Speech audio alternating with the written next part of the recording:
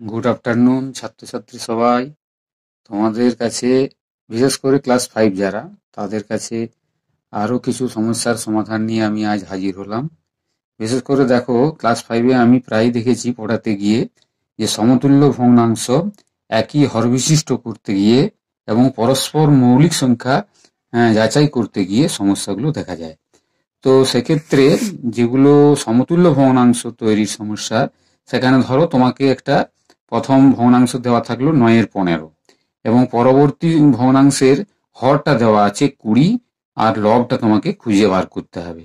তো সেক্ষেত্রে আমরা প্রথমে কি করব, এই 9-15কে লঘিষ্ঠ আকারে প্রকাশ করব কাটাকুটি করে। তাহলে আমরা কি পাবো, এখানে দেখো 3 দিয়ে কাটবে, 3 আর নিচে 5, 3-এর 5 হয়ে যাবে কাটাকুটি করে। এর ফলে আমরা 20টা দেখো 5-এর সঙ্গে 4 গুণ করে পেয়েছি, তার মানে 3-এর সঙ্গে আমরা 4 গুণ করে 12 পাবো, সমস্যার সমাধান হয়ে যাবে। এবার আসি একই হরবিশিষ্ট করতে গিয়ে ধরো তোমাকে দেওয়া থাকলো 3-এর 7, 4-এর 15, 5-এর 21।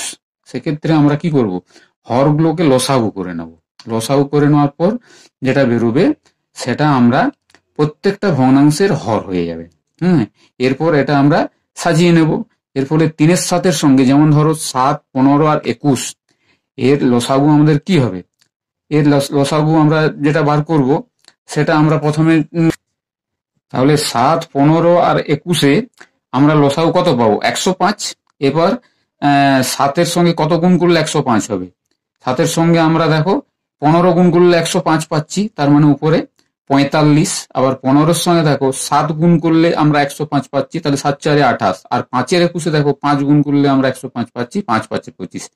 তাহলে এরপর আমরা সহজেই, যেহেতু হর সমান, এবার লব যার বড় সেই সংখ্যাটাই সবচেয়ে বড় হবে, আর যেটা ছোট লব সেটাই সবচেয়ে ছোট হবে, এবং পরপর আমরা সাজিয়ে নিতে আমাদের কোনো অসুবিধা হবে না।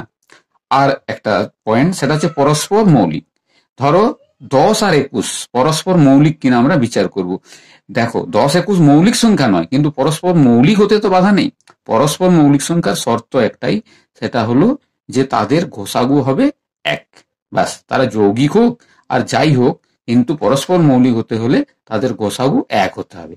ব্যাস, তোমরা এইগুলো অনুসরণ করে নাও, তাহলে দেখবে তোমাদের আর এই 3টে সমস্যার আর কোনো সমস্যা বলে থাকছে না, সব সমাধান হয়ে যাচ্ছে। ঠিক আছে।